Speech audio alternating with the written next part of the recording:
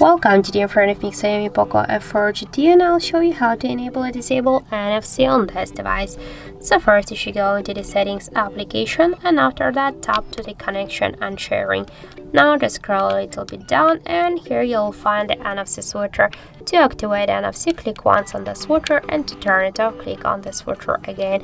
Here you can switch also the contactless payments, to restart the NFC functionality, and if we'll just turn on the NFC, we can here switch the secure element position, and also how the second way how we can activate, turn on or turn off NFC. Just open the top bar here, and somewhere on here you'll find the NFC icon. In my case, if this is the last one, just to activate the NFC, click once on this icon, and just to turn it off, click on the icon again.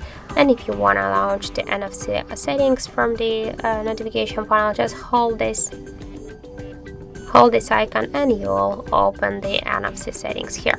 So that's it. Thank you for watching, and if you find this video helpful, don't forget to leave a like, comment, and to subscribe our channel.